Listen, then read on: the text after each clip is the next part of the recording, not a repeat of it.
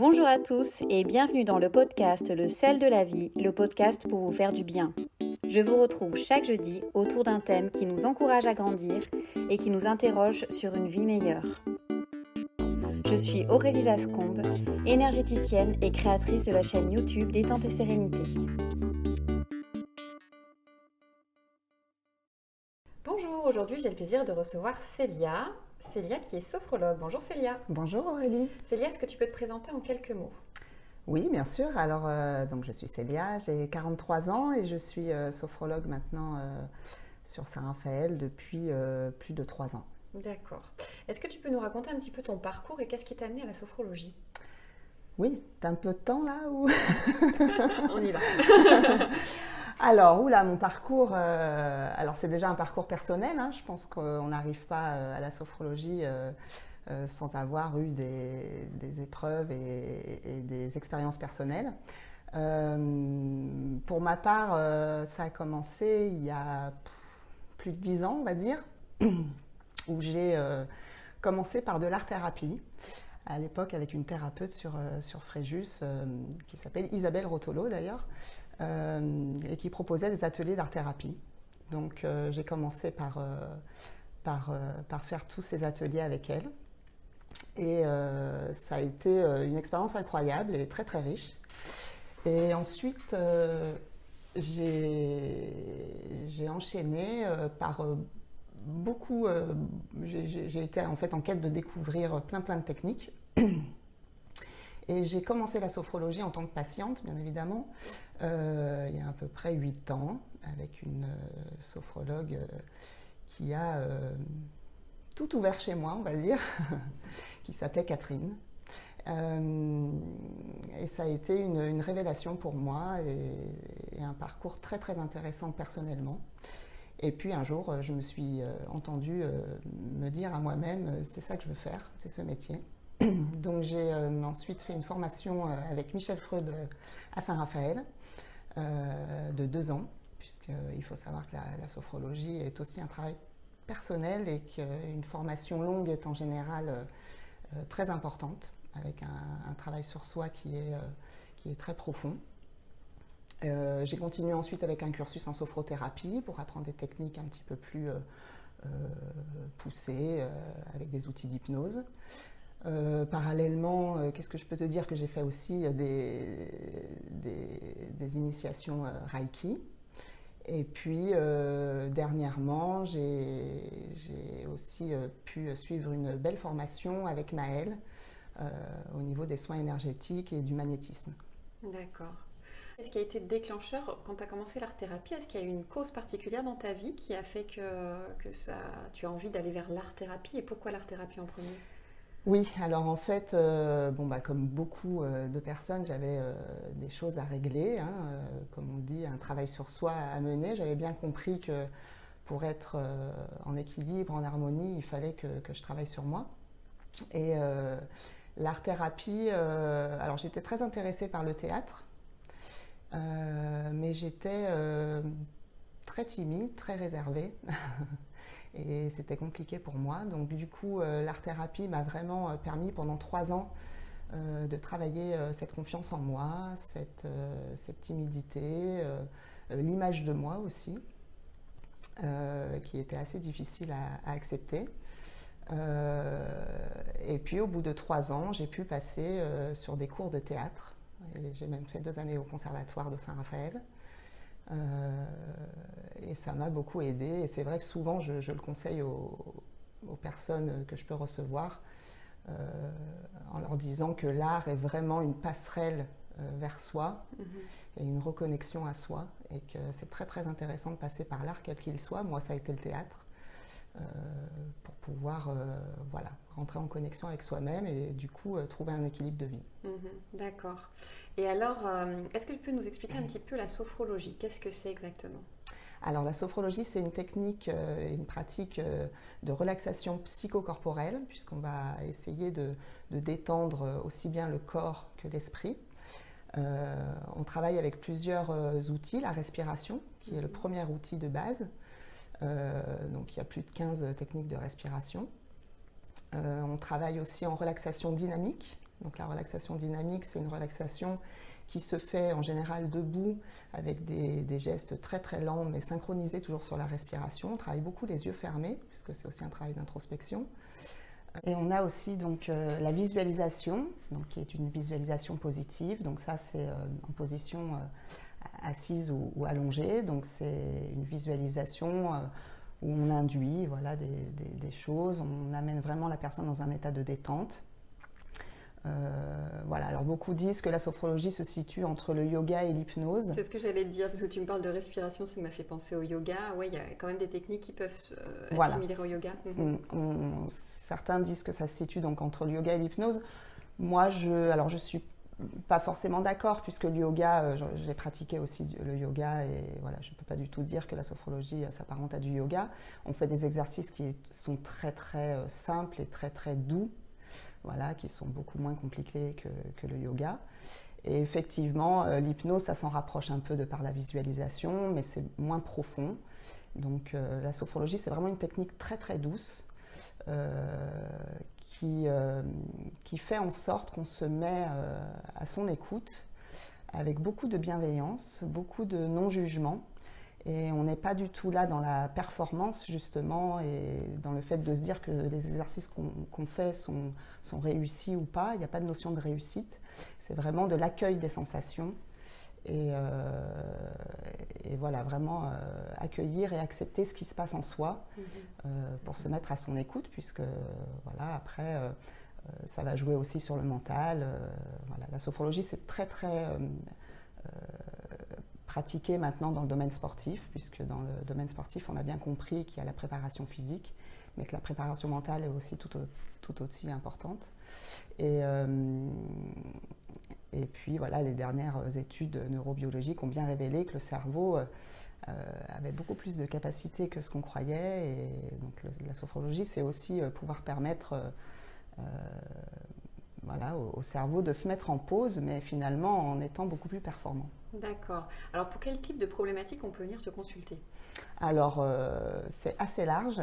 Bien sûr le stress. On a beaucoup de personnes qui viennent nous voir pour des causes de stress. La fatigue, l'anxiété. On a aussi beaucoup de pratiques qui se font spécialisées pour l'asthme, pour les acouphènes. Alors en quoi, par exemple, la sophrologie peut aider pour les acouphènes ? Alors justement, en fait, on va travailler donc sur cette problématique. Alors pas parce que c'est vrai que certains disent que finalement on cherche à éviter le problème, pas du tout. Justement, on vient accepter ce qui se passe. Ok, l'acouphène est là, et on va trouver des moyens de détourner finalement l'attention. Tout en acceptant ce qui se passe. Et des fois, on a des résultats qui sont surprenants, justement, puisqu'on arrive à déplacer son attention et finalement donner moins d'importance à ce qui se passe. Alors, bien évidemment, on n'est pas là pour remplacer tout ce qui est du domaine médical. On fait très attention à ce que les gens soient suivis par un médecin s'ils ont des problèmes physiques. C'est souvent complémentaire par contre. C'est vrai que de plus en plus on parle de la sophrologie et même dans le domaine médical, il y a des médecins qui conseillent justement d'aller voir des sophrologues pour travailler en partenariat. Tout à fait. J'ai beaucoup de clients qui viennent me voir qui sont orientés justement alors, par leur chirurgien s'ils se font opérer sur une chirurgie soit avant, soit après une opération. J'ai des personnes aussi qui viennent me voir qui sont orientées souvent par leur kiné, ostéopathe. Parce qu'en fait, maintenant, ou même des dermatologues, des fois, on se rend bien compte qu'il y a toujours une part de stress dans un problème, quel qu'il soit. Et c'est vrai que nous, on va vraiment travailler sur cette partie-là. L'eczéma, etc. Parce que tu parles de dermatologue, voilà, ça agit l'eczéma, aussi, voilà, l'eczéma, on le sait bien que c'est du stress et que c'est aussi un problème qui se joue à l'intérieur et pas forcément qu'au niveau de la peau. Donc on arrive souvent à de très très bons résultats. J'ai un souvenir en tête d'un client qui était venu me voir qui s'était fait opérer du bras et en fait, donc c'était son chirurgien qui l'avait orienté, qui lui avait donc prescrit des séances de kiné, mais qui lui avait dit faudrait aussi voir une sophrologue pour détendre en fait les muscles, mais vraiment très profondément, puisque le travail de kiné va pouvoir se faire après cette opération qui est assez lourde du bras, aussi parce que vous relâchez les tensions. Et nous, on est là pour ça, c'est-à-dire on relâche les tensions physiques, on relâche les tensions psychiques, pour essayer justement d'avoir un travail global. Et moi, je trouve ça très très intéressant quand j'ai des gens comme ça qui viennent me voir dans ce cadre-là, parce qu'on voit vraiment les progrès avec le kiné, avec le chirurgien. Enfin, moi, je trouve ça fabuleux parce qu'on se rend bien compte, en tout cas la sophrologie c'est ça, c'est l'harmonie corps, émotion, esprit, et on se rend bien compte que là ça prend vraiment tout son sens en fait. Donc c'est très holistique et vous travaillez aussi bien sur des problèmes psychologiques que physiques parce que les deux sont liés. Donc, tout à fait. D'accord. Et les résultats sont... Est-ce que ça marche sur tout le monde, par exemple? Alors, non, on va être tout à fait honnête, c'est pas une question... je pense que ça pourrait fonctionner sur tout le monde. C'est plutôt qu'est-ce que la personne, en fait, attend voilà, et comprend de cette technique. On comprend bien aujourd'hui que toute démarche, quelle qu'elle soit, part d'une démarche personnelle. Et que si la personne est prête et a compris le sens de ce que moi, en tout cas, je lui dis ou ce que son médecin lui dit, et ben, ça va fonctionner. Maintenant, tout le monde n'est pas effectivement réceptif à ça, on est tous différents. Mais c'est pour ça que moi, je présente les choses vraiment avec beaucoup de simplicité. On n'est pas là justement dans la performance. Et que, voilà, leur expliquer que plus ils vont s'écouter, plus ils vont être dans l'écoute, et mieux ça va fonctionner. Maintenant, effectivement, on sait bien que certains n'y parviennent pas et que c'est trop difficile pour eux. Et puis je pense aussi qu'il faut attendre le bon moment. Moi, je sais qu'il y a plus de 10 ans, quand j'ai commencé, à titre personnel, j'ai eu voilà, plusieurs mois où je n'arrivais pas à prendre la décision pour prendre un rendez-vous. J'ai mis du temps à être prête. Et voilà, il faut aussi accepter le fait qu'il y a un temps pour tout et qu'il faut être prête à ce moment-là. Ouais. Et est-ce que donc vous travaillez les sophrologues uniquement sur les adultes ou aussi les enfants? Est-ce qu'il y a... Oui, aussi les enfants, en général à partir de 7 ans. D'accord. Puisqu'on dit que c'est l'âge de raison et puis l'âge où les enfants commencent à comprendre mieux les choses. Donc ça fonctionne très bien sur les enfants. Il y a des techniques qui sont vraiment adaptées aux enfants. Et chez les adolescents aussi, ça marche très très bien. Moi, j'ai beaucoup suivi d'adolescents ou de jeunes d'une vingtaine d'années. Et ils sont très très réceptifs, ils adhèrent vraiment à tout ça et ça leur plaît vraiment parce qu'ils comprennent bien qu'à un moment donné, il faut se poser et qu'il faut déjà respirer. Tu trouves que c'est plus efficace sur les enfants et les adolescents que les adultes ou pas forcément? Pas forcément, mais en tout cas, voilà, avec ma petite expérience, on va dire, pour moi, les adolescents, ouais, en fait, ils sont moins dans le, comme les enfants, hein, ils sont moins dans le mental, donc ils se posent beaucoup moins de questions, ils réfléchissent moins, ils accueillent beaucoup plus. Donc voilà, c'est vrai que les adultes, on est tous pareils, on a le mental qui mouline et qui sait très très bien faire. Donc voilà, des fois pour certains adultes, leur dire bon, bah là on va calmer un peu le mental et puis on va juste se poser 5 minutes ou 10 minutes juste pour voir déjà ce qui se passe.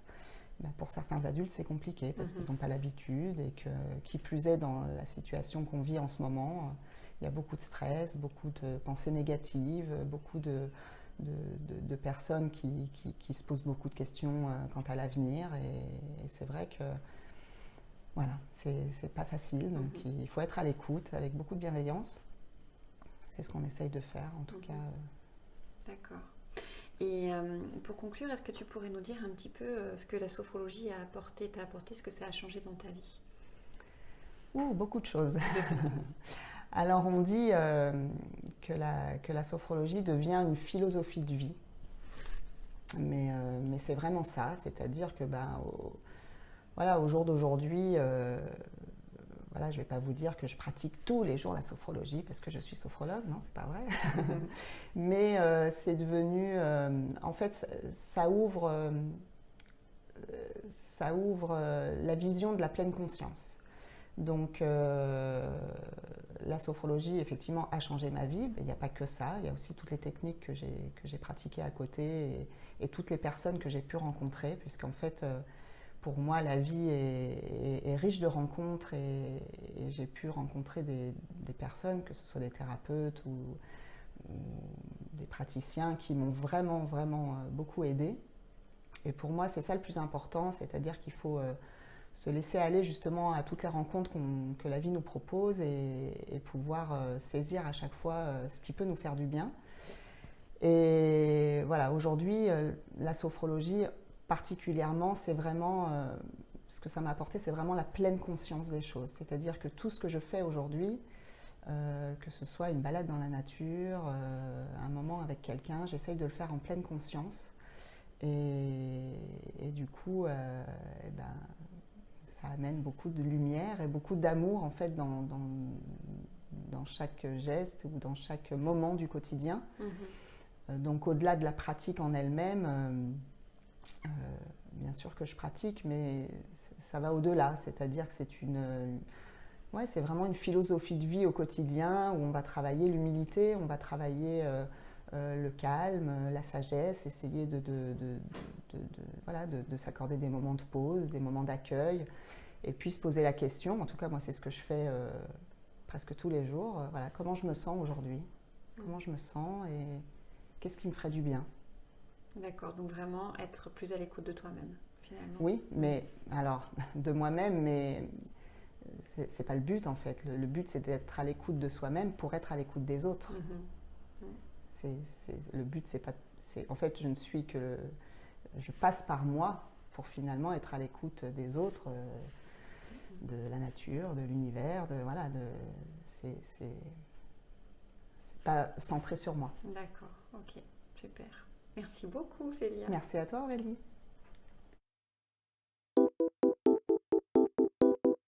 Si vous aimez ce podcast, favorisez sa diffusion en lui donnant 5 étoiles sur Apple Podcast ou sur votre plateforme de podcast préférée. Et surtout, abonnez-vous pour suivre tous les épisodes gratuitement. Merci et à la semaine prochaine.